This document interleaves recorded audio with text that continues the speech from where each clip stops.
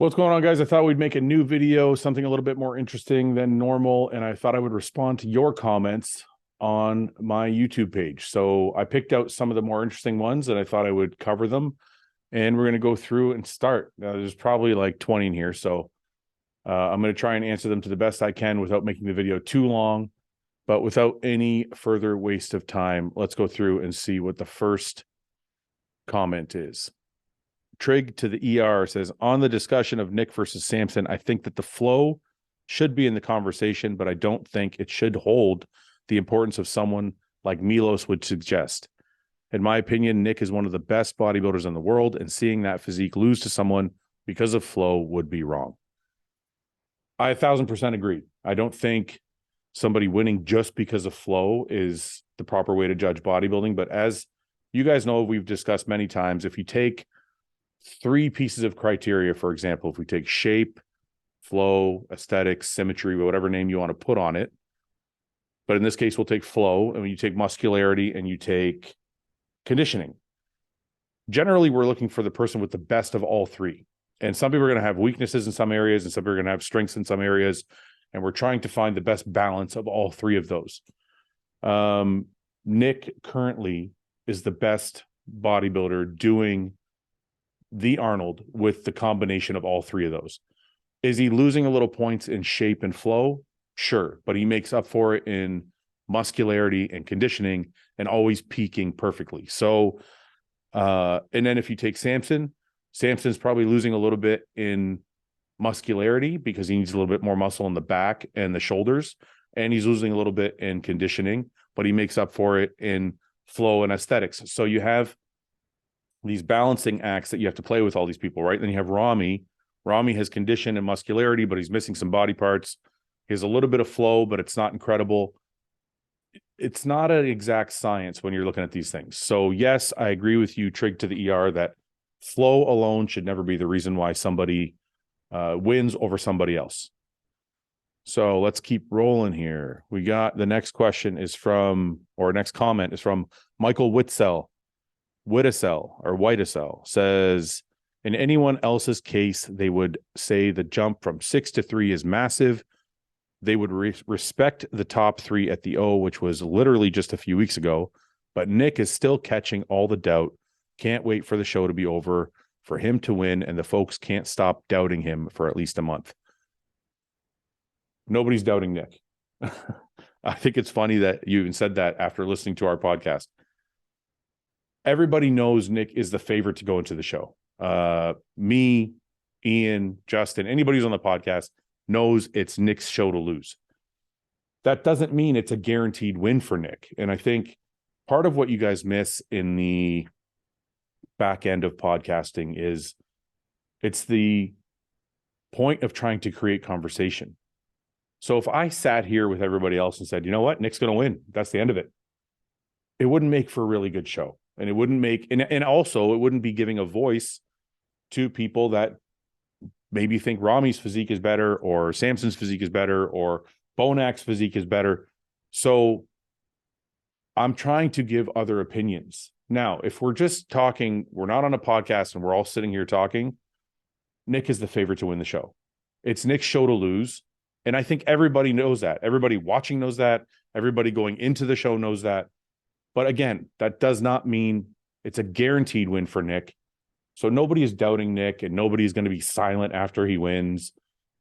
Everybody knows what is what, but it's creating a conversation for the podcast for entertainment purposes. All right, let's go on to the next comment. Tyler Johnson, IFBB, avid watcher of the show. Tyler, what's up? If you weight aesthetics more than anything, you start to prioritize genetics over all else. Aesthetics do matter, but shouldn't be weighted more than balance, size, and condition in the open class, because then it gets super subjective more than it already is. Nick out muscles and conditions Samson with good aesthetics. So Samson would need to at least almost match Nick with size and for his condition for his body. I didn't click the rest of that. So first thing I'll say is aesthetics do matter, but shouldn't be weighted more than balance and size. So when you say balance is part of aesthetics. For people watching bodybuilding, when you say balance, balance generally implies the proportions of each muscle. Is the balance of his physique even? Are his arms the same size as his calves? Are his quads even to his hamstrings? Is his upper body match his lower body? This is kind of what we mean when we say balance. Now, balance lends itself directly to aesthetics. So you're basically saying aesthetics shouldn't matter as much as balance and size, but you're saying balance is part of your equation. So if you're saying balance is part of your equation, we're saying the same thing. Now, genetics, you start off by saying if you weight aesthetics more than anything else, you start to prioritize genetics over all else. Bodybuilding is genetic based. Sorry to tell you, but your genetics determine how much muscle you can put on.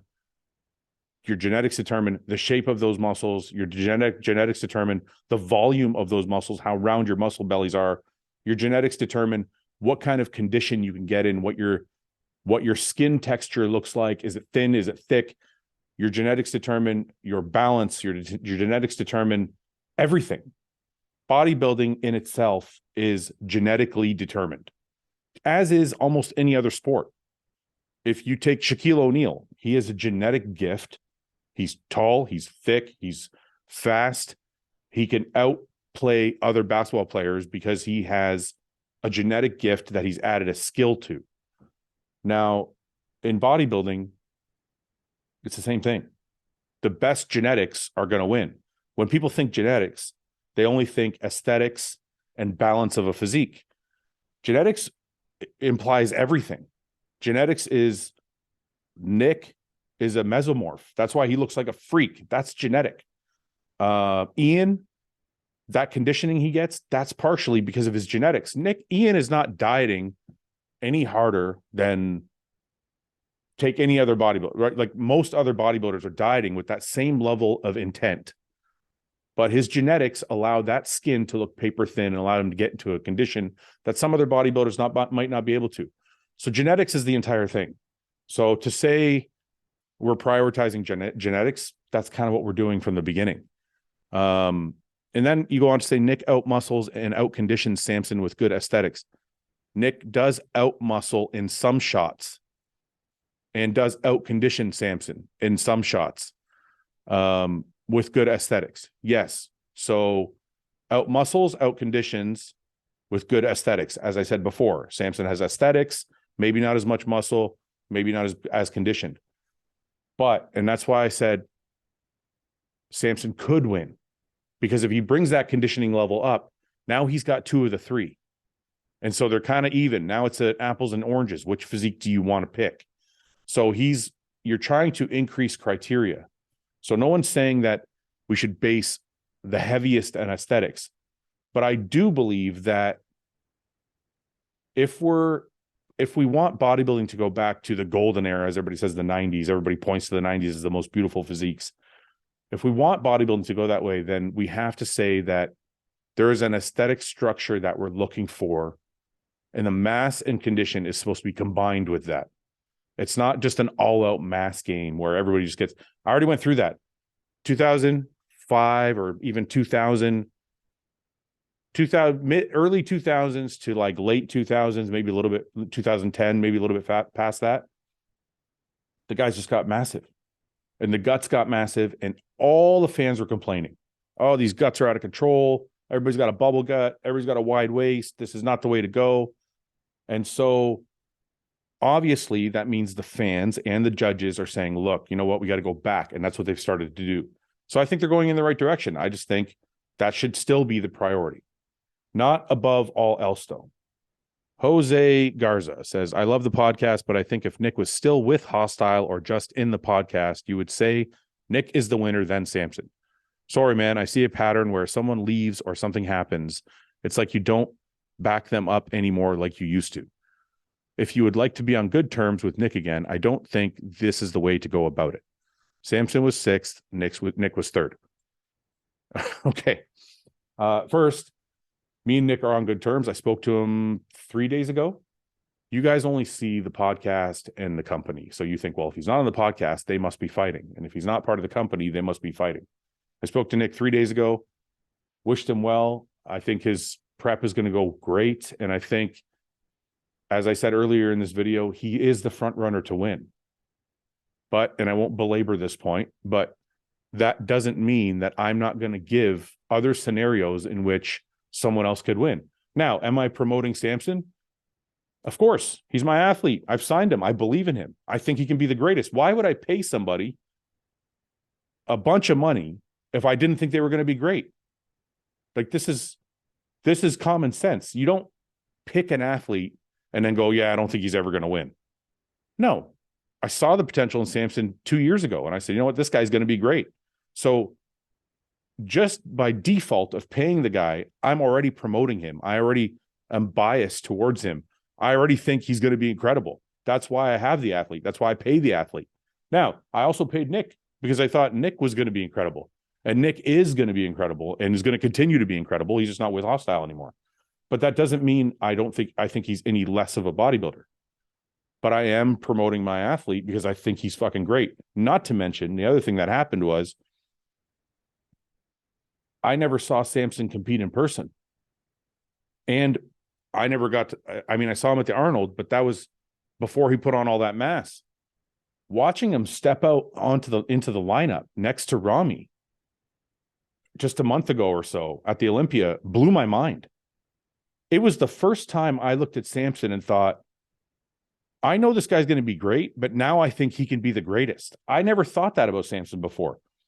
When I picked up Samson 2 years ago and I decided to pay him and decided to sponsor him and decided to like get on board with growing together, I always knew Samson was going to be great. I didn't know if Samson was going to be Mr. Olympia, but after seeing that Olympia last December, my opinion has completely changed. And it just doesn't have anything to do with Nick leaving or not leaving. It has to do with seeing him stand next to the other guys and seeing there are only a few weaknesses that he needs to bring up before he changes the game. So yes, I am promoting my athlete for sure, but no, that doesn't mean I have a problem with Nick or that I don't think he's going to win or that I don't think he's the favorite going in or any of those things.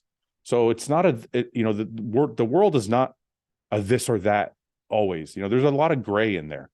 So sometimes when you guys write these comments, you guys need to realize that these are just open conversations we're having, and they don't necessarily have all this other meaning behind them that you're trying to put on the conversation. It doesn't mean I hate Nick or don't hate Nick. This is all kind of, it's kind of ridiculous, to be honest. All right, let's go on. Chad Kaufman says, the thing I like about Hostile is you're honest about everything. We as customers and fans never have to worry about things that are not so good coming to light. I love that you are giving the little guy a chance to make a name for themselves with your backing. It is so rare to see these days. Most companies want someone who is on top, not you. I really hope you continue to bring us bodybuilding news. I know if you post it, it's going to be true. So I try to always be as honest as possible and give as much information as I can without stepping on anybody else's toes. And as far as signing guys who are not on top, look, it's always good to sign both. I tried to sign Brett when he was coming up because I thought he was going to be something special, and he probably still will be, but obviously not with us. But I've also tried to sign guys who are on top. Now Nick is still getting better, but I obviously was on top when we signed him. He's probably the most popular bodybuilder on earth. So I'm not going to say, oh, we don't ever do that. I like both. I like grabbing somebody like a Samson, like a Justin. Justin hasn't even done his first show yet. So I'm relying heavily on him to be everything I think he can be. Someone like Samson was probably placing in the top 5, maybe sometimes outside of the top 5 when we signed him. Now he's on top. So those stories feel really good to me. But don't get me wrong. I also saw Nick as being extremely popular, and I'm like, yeah, I'd like to have him as part of the brand. So I think, one is a business decision when you sign like a really, really popular athlete. Now, Nick was friends with me at the time too. So it was like, okay, well, we're friends and you're extremely popular. Why don't you come on over? It'll be great. And so that's a really, really cool thing to do if you have the money to do it. But it really does feel good when you bring somebody on and they're coming up and they grow into their superstardom, which is what I think is going to happen with Justin. just like it did with Samson. Paco Rodriguez, Fouad, I love your relationship with Paul. That's freaking cool. It's just a great example of a good long-term friendship. I've been friends with Paul for 25 years. No, not 25 years. 20 years. About 20 years. Yeah, I'm 44 now. Yeah, I probably met him around 24, 25. I've been friends with Paul for 20 years. We've been through some ups and downs. Never fought, like, seriously, never stopped talking to each other.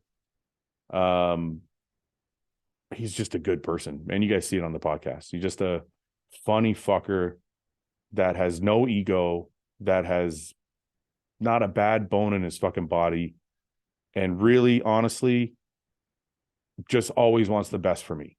And I want the best for him. So it's like we have a very, very cool mutual respect. We shit on each other nonstop. And I think that's also it's also something fun. Like, if you have a friend that you can shit on nonstop and you guys are still best friends, that's your friend for life. Because if you have a friend that you're scared to say anything to, then you don't really love each other, or you don't really trust each other. I always believe that if you have a friend that you could shit talk, you're going to have a stronger relationship. Alex Attard G4S says, if you watch the Hani Lunsford on the Truth podcast released last week, it's very easy to understand the main reason why he's not doing the Arnold. He simply refuses to do what's needed in order to compete at the elite level for another 9 weeks, which is a shit ton of PED use. Props to him for prioritizing his health. I don't know if I buy it. Okay. Look, I'm all for health. And if that's the actual reason, I'm the first person to say, look, get your blood work done. If your blood work's out of whack, don't get on stage. Whatever the reason is that Derek doesn't want to do the show, that's his reason, and I totally respect it. But I don't know if this is the reason, because I don't know, man. I think, look, these guys are extremely competitive people, like extremely, like egos the size of fucking like what you can't even imagine, with a competitive nature that goes beyond normal. Like, they all have it. I probably had it when I was competing. So I'm not saying anything negative, but this is their nature, is like to fucking destroy everyone.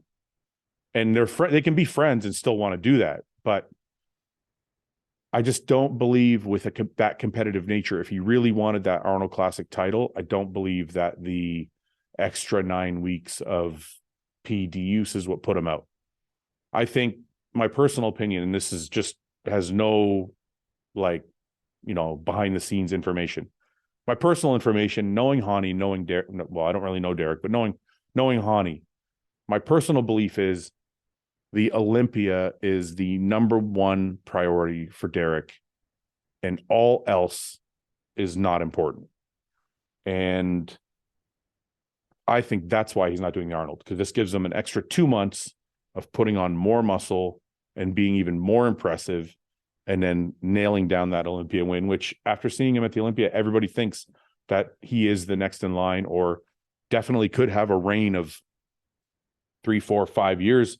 If Samson can't put it together, if Quint Beastwood doesn't put it together, if Andrew Jack doesn't put it together, if Nick doesn't, figure out the shape part, Derek could be that guy that just goes on and ends up being like a 3, 4, 5 year Mr. Olympia. So that's my personal opinion as to why they're not doing the show. It's that competitive nature that makes Derek hungry for winning the Olympia, and not letting anything stand in the way, and not letting anything interrupt that trajectory. Stephen Curran says, with Hunter. Okay, so in relation to this topic, so this comment comes from a podcast I did where I said I didn't know why Hunter got so much slack. So if you guys didn't see that, so this comment is kind of based on that. Stephen Curran says, with the Hunter issue, the people have with Hunter, the issue people have with him comes from him getting fourth over Nick when he really shouldn't have. The lens that people view him through is that he's not as good as the judges think, and that he got a gift. When you view someone through that lens, it's easy and convenient to think poorly of them, which is exactly what I said on the podcast. I think people Nick fans or just bodybuilding fans in general think that Nick should have beat him at the Olympia. He got a gift by being fourth. Nick should have been fourth. Hunter should have been fifth, which is fine. I'm not disputing whether that's true or not. But what I will say is the same thing I said in the podcast. If that's the reason you're giving Hunter shit, that's a little confusing to me because Hunter didn't put himself in fourth. The judges did. So to hate on a guy because he beat your guy or placed somewhere he shouldn't have is not really his fault or anything to do with him. He ended up where the judges put him. And if anybody's taking any flack for that, it should be the judges. Because we made a comment about the rainbow colored jerseys in the NHL and the one player not wearing a jersey. So this is where this kind of comment comes from. Gay fan here. My friend and I were kicked out of an ice cream shop in Boston 2 years ago because we are gay, and you could tell my friend was gay. There is a lot more discrimination than what you guys see, although I think modesty matters too. Like what Jose said, pride is important because so many of us have lived in shame for so long. For years, I was ashamed of myself, wasted so much time not being happy and living honestly. Now I feel proud of who I am. I'm so glad. I'm also glad that you guys have these conversations.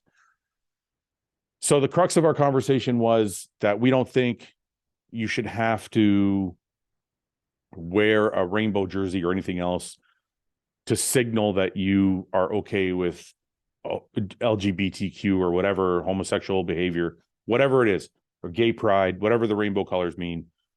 You shouldn't have to wear a rainbow jersey just because someone's telling you to, or the NHL is telling you to, because you could still support them and not be forced to wear the jersey. And plus, in this player's instance, it was against his religion.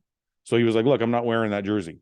So this guy's saying he's happy that we had the conversation, but he's also saying that there's still a lot more discrimination than we realize. Look, I'm sure gay people still get discriminated against. That doesn't change the fact that it's not different than anybody else. Black people get discriminated against. White people get discriminated against. I've been discriminated against. Man, I lived through the 9/11 attacks when if you were brown, you were fucking looked at really shitty. I got stopped at the border many times for no reason. I got searched in the airport for many times for no reason. It's a random check with all the other brown people. So everyone has experienced discrimination of some sort, but you don't sit around and go, poor me. I'm not going to say everybody's got to wear like a Lebanese flag on their back to show that they're not racist against me. No, you just move on with your life and you get over the fact that some people are going to be discriminatory and some people are not. But we shouldn't live in a society where you have to wear a color or a flag or a jersey to signify, to virtue signal to someone else that you're okay with them. I think you should look at everybody as if they're okay with you until they give you reason to think that they're not. So basically what I'm saying is, if you see me, I shouldn't have to have a rainbow flag right here for you to think that I'm okay with gay people. You should approach me in a sense that I'm already okay with gay people, unless I give you some reason to think that I'm not. So anyway, I think that's a good comment. I'm glad, we do make a lot of gay jokes and stuff like that, but honestly, all of us are okay with all of that. So I'm glad that people like Zach are watching the show and taking it as a joke and still and are happy that we're having these more nuanced conversations and trying to understand each other. This is from the Mike Van Wyck podcast. It was awesome learning about Mike. Pretty much everyone who's a former bodybuilder that I've heard about has been from this podcast. He would definitely be a great addition to some group chats. And the next day, Mike was on Bro Chat, and we had a great laugh, and he was awesome to be around. Fits right in. Mike is definitely my kind of people, which is nice. He's very down to earth, not a big ego, self-deprecating, and can laugh along and take a joke with everybody else. So he definitely fits the bill. Now, the reason I picked this out is DMH09 says that basically every former bodybuilder he's learned about has been from the podcast. That makes me extremely happy. The reason I started the podcast, it was for that. So I'm glad that the podcast is exposing some of these guys that I know are awesome people and kind of bringing them to you guys to show you that they are really good people and have awesome personalities. Nicholas Bittner says, a man's job is to provide for your family and make sure they always feel safe. A man should be able to fix things, appliances, electrical, plumbing, tile, drywall, etc. I'd be seeing red if I went home and saw a professional and they're working on something. Only one wearing a tool belt and knee pads at my house is me. Well, some people might get knee pads for their wife if they're nice. No, the reason I picked this one out is a man's job is to provide for the family and make sure they always feel safe. 100% agree. Then, Nicholas, you lost me when you said a man should be able to fix things, appliances, electrical, plumbing, drywall. Listen, that would be great. I would love to be able to fix all those things, but I can't. That doesn't make me less of a man because I try to make enough money so that I can hire that professional so he can come in and do it, and I can spend my time working or enjoying my life with my family. I think it's cool if a man can fix things around the house, but I don't think, in my personal opinion, it's not a prerequisite to being a man. I think providing and securing your family is probably the most important part of being a man, in my opinion. Jay says, Fouad really doesn't like Nick no more. Doesn't have him winning anything. Come on, man. What's wrong with you guys? I can't even. All right, moving on. Last one. Shavonda James says, only makes sense people who are probably the most selfish would opt for an ideal of being a man, not doing as much while they depend on a woman to take care of everything, causing them to have the hardest working of the roles. Managing the house, a job, and taking care of a man's needs versus your ideal of just doing what you do only and doing a couple of things when you feel like it. Most women in those roles don't. Most of you always put them second most of the year with the intent they cater and tolerate your career. I'm not basing, but it's fact. Really? It's fact? I don't know what fact you're... Shavonda, let's have a talk. All right, last comment before we go. This is the kind of thing I hate. People who see things only from their own perspective. So her perspective basically is that men get to do what they want and they want to date women who just take care of them. This came from a conversation about gender roles, where the four of us on the podcast were explaining that we like women to be women and men should be men, and that we each have our roles in our house. And we basically were expressing that it's kind of the man's job to bring home the money and take care of his wife. Now, it doesn't always work like that. Sometimes the woman brings home the money, but it was just what we were expressing as our preference was to bring home the money, take care of our wives, have our wives take care of us in return. To me, that doesn't sound selfish. I'm not sure where Shavonda got selfish from, or not doing anything and just doing what we want. So I have to get up and work every day. That's not doing what I want. I have to get up and work. I have to hustle. I have to work my fucking ass off to make enough money so that I can provide whatever my wife wants. She wants to go on vacation. She wants to buy a new car. She wants to fucking eat out at great restaurants or whatever. She wants new clothes. She wants this. She wants that. I want to be able to say I worked my fucking ass off so that I could help her parents out. I could get her whatever she wanted. We can go on vacation whenever we want. That's my responsibility. That's not fucking selfish. And on top of all the frivolous things, I got to make sure the home is paid for. I got to make sure the insurance of the cars is paid for. I got to make sure we have money for gas and we have food and the dog's taken care of. And like I said, her family's like, this is the least selfish thing a man could do, is work to make money, to provide, and the pressure is all on him. Now, yes, the woman might work, but in the scenario we were talking about, there's nothing selfish about that. The guy has to wake up every day, and whether he feels like it or not, has to fucking go to work because the pressure is on him. He can't just wake up and go, oh, you know what? I don't feel like it today. I'm not going to work. That doesn't happen. It doesn't happen. Have to get up and go to work because I have to take care of the people in my life. Now, I'm not saying a woman can do that, But that's what you're implying, Shavonda, is that a man gets to do what he wants when he wants. And that providing for the family is just a small thing. That's a fucking huge thing. So there's providing for the family. Then there's making sure the family's safe. Make sure we have an alarm. Making sure I have weapons in the house if I need them. Making sure I can take my woman out and protect her if she needs to be protected. This is all part of being a man. Doing the disgusting things around the house. Picking up dog shit. Taking out the garbage. Fucking. So if we're saying these are all things that men do, and then you turn around and say, well, this is selfish, I'm completely lost on where the selfish part is. I'm basically saying that I live my life in devotion to my wife. And all I want in return is for her to do things that we've agreed are my roles and her roles, whatever those may be. Every couple has a different formula. But if my formula in my house is, you know what, my wife doesn't mind doing my laundry, I usually cook for us.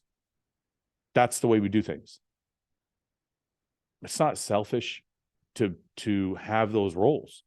Does she work? Of course she works. She works just as hard as I do, if not more. But we both work. We both have roles to do. We both provide for the home, and we both take care of the home. And that's what we were expressing in the podcast. So I'm not sure where the selfish comment comes from, and we're not sure where the comment of while we depend on a woman to take care of everything, causing them to have the hardest working roles. You think women have the hardest working roles? Why? Why do you think that? What is it that women are doing that is so tough? That's so much tougher than men. You have kids? Okay. Sure, you have to bear a child. That's something a man will never understand. But after the child is born, if you have a good man, that man is as invested in the child as you are. I don't have kids, so I can't say, right? But I'll watch Paul. Paul and his wife, they both invest the same amount of time into their children. Paul cooks and this and that, does all. Where I don't know any men, I mean, I'm sure they're out there. And maybe you've experienced this, and that's why you're saying these things. But none of the four of us on the podcast that we're talking about what our lives are like, none of us have this situation that you're describing where we just sit around and do what we want and our wives just take care of us.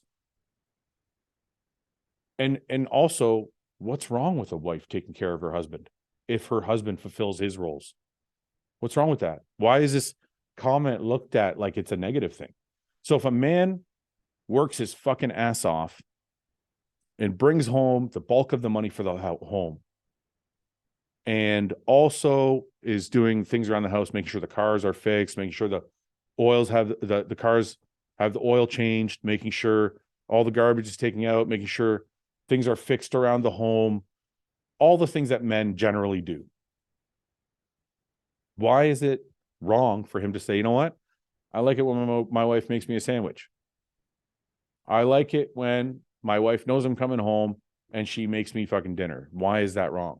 Like, I don't understand this picture you're painting of a man who just sits around his fucking ass and just somebody waits on him hand and foot and he's not doing anything. That doesn't exist in any man's life that I've seen. That scenario doesn't exist. So maybe we just have different perspectives on life and people we've been around, but none of the men I know have that situation where they just kind of rely on a woman to take care of them and they don't do shit and they just work when they want to. No, doesn't exist. Never heard of it. Anyway, guys, I'm going to wrap up there.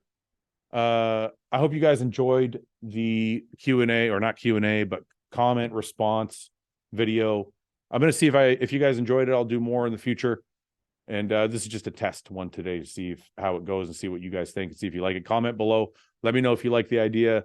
And if you want me to keep doing these kind of weekly, maybe I'll do one a week or every so, something like that. But in the meantime, check out hosstile.com and download the Hosstile app for iOS or Android for special exclusive deals and drops before everybody else gets them. Thanks for watching, guys.